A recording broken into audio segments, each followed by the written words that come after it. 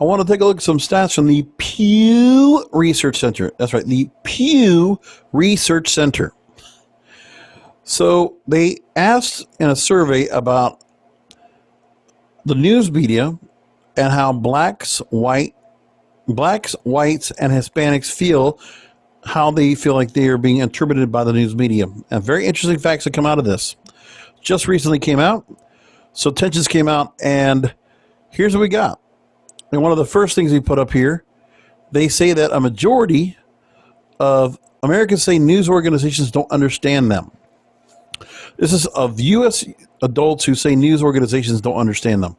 Now, this is from February 18th to March 2nd, and here's what we got. Again, I'm going to go ahead and take this bookmark thing off so it'll be a little bit easier to read. 59% don't understand people like them, and understand people like them is 37%. They don't understand. So the media's out of touch? I guess so. That's how I interpret it as. Then we move along into other things. They say now black, white, and Hispanic Americans give very different reasons for why they feel the news media doesn't understand them. Let's go and pull that up for everybody. Here's what we got. So black, white, and Hispanic Americans give very different reasons for why they feel the news media doesn't understand them. So here's what we got. The question is, the percentage who say blank is what news organizations misunderstand the most about them. So among all U.S. adults, misunderstanding about political views, all adults, 34%. Whites, 39%, black, 15%, Hispanic, 27%. So Hispanics are pretty high up on there, and whites are also very much. But again, a third, they think, oh, okay, so we know what your politics are like, and we know why, you vote this way or you are this kind of person. They assume here's the problem. 34% means exactly right, because here's the deal. Because there's supposed to be a thought, I'm trying not to get into politics, but I'll bring this up just for a point. Because the media thinks you think one of two ways. That you're either liberal or conservative. That you're Democrat or Republican. That's the idea, right? What they don't get is there's a center. And that's another third of the pie. Okay? And that third of the pie can mean a lot of different people. Because then you have fringe parts of the right or left side of the spectrum. And that's a small minority, by the way. Far left, far right, whatever you call it, that's a small spectrum. Small minority when it comes to it. But some of the minorities can actually get a lot of power based on what they have when it comes to media or academics or other things. But now here's what we got. Oh, and academics, the media, and other things. Now, with that means there's probably a third of that pie that is fence sitters. They're just in the middle. And they might agree with some things on one side or the other, but really not. They're on their own. Homeless, with no political affiliation. Independents like myself. I'm in that third right there. That's where I'm at. And I think a lot of more people are starting to be polarized about like that. But the thing is, when it comes to status, when it comes to politics, when it comes to other things, there is a third that's supposed to be everybody else. So here's what we got. When it comes to understanding for social and economic class, interesting. It's very, very parallel across the board. 30% for all U.S. adults, 31% white, black, and then 29% Hispanic. Again, a third, because then the 2/3, okay, the 66%, you want to split that into 33 and 33? Well, then you have 33% rich or wealthy, 33% poor. Again, two sides of the spectrum. The pendulum swings one over the other. And then there's a middle class. Well, I fit in the middle class, the lower end of the middle class, but I'm in the middle class. That's where it comes here. So understanding the people that are just everyday people, right? That it's not just rich or poor. It's not just left or right. Then personal interests, which is a little more individualistic, so it's got to be tough to do that. 18% all U.S. adults, and the personal characteristics. And by the way, personal characteristics are important at 60% of all U.S. adults, and it's 34% black, more than whites or Hispanics. Because it's been made a point where Hispanics or whites might have a real issue with personal characteristics when it's based on the fact that we have different races and cultures and ethnicities and ancestries. For white people, they could be ancestries of European or, they could be European culture for the most part. For Hispanics, we have European, we have Caribbean, we have, Central American, we have South American. There's a whole lot there. So there's no personal characteristics at all because they see there's different, because Hispanics are already categorized by where they come from. Because Hispanics don't get pigeonholed into one spot. At least I don't.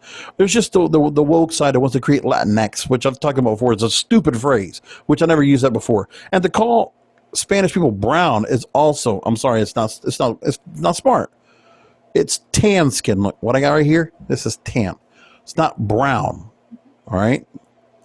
Now, if you want to say somebody who's brown, possibly East Indian, you could possibly say that. But even then, I don't see that in like that either. I don't know. But Hispanics don't get that.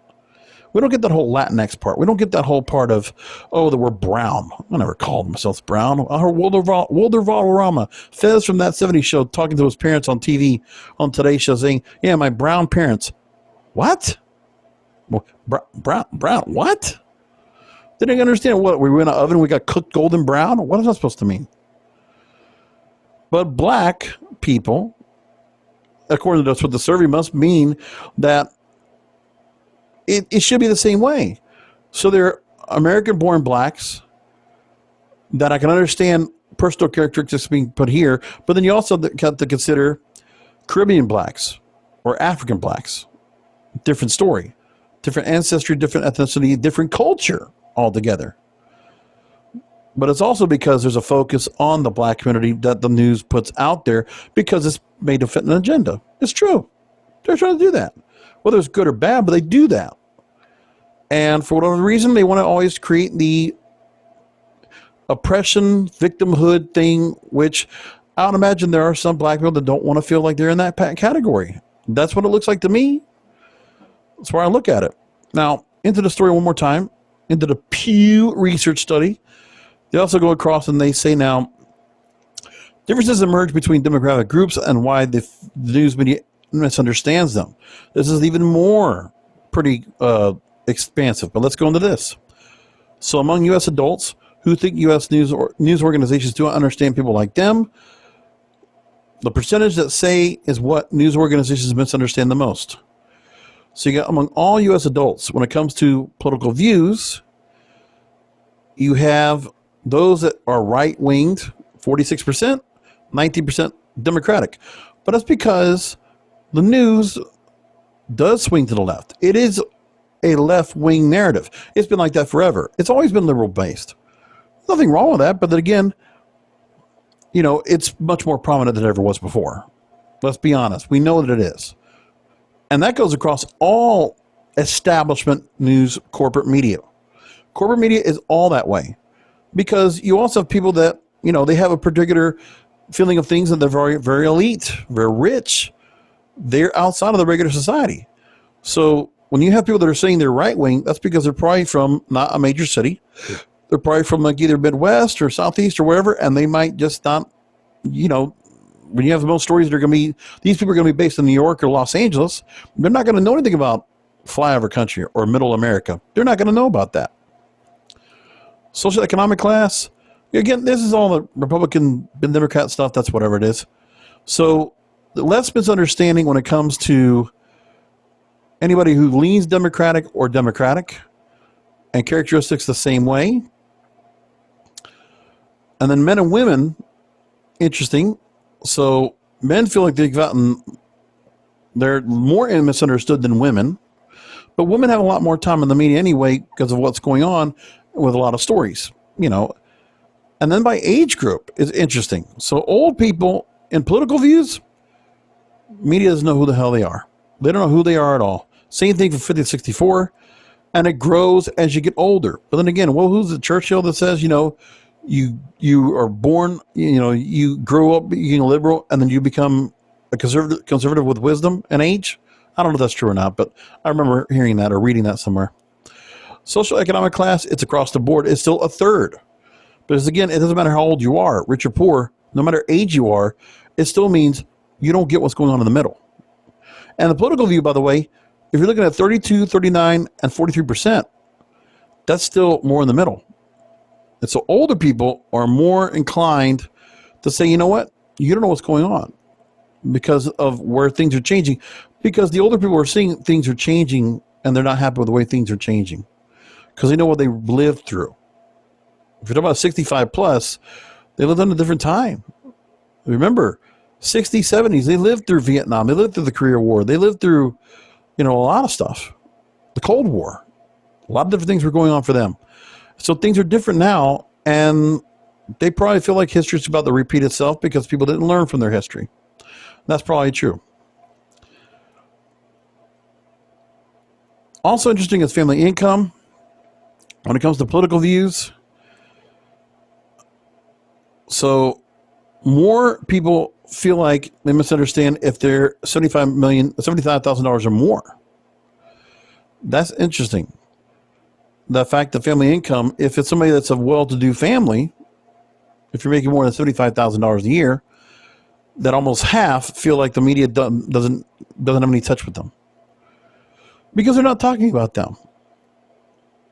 And then you see it gets less than that when you're talking about lower income families because there's always, social programs, social things, unemployment, all these stories that are going on, and then all these hardship stories because the media wants to play on that. Again, it's based on the narrative that they have. Interesting stuff. Interesting what this Pew Research Study tells all about. But now, that's what we got. I like what they brought up with this. It's very interesting. Again, you'll see this in the description. You go ahead and check it out for yourself. I'll talk to you next time.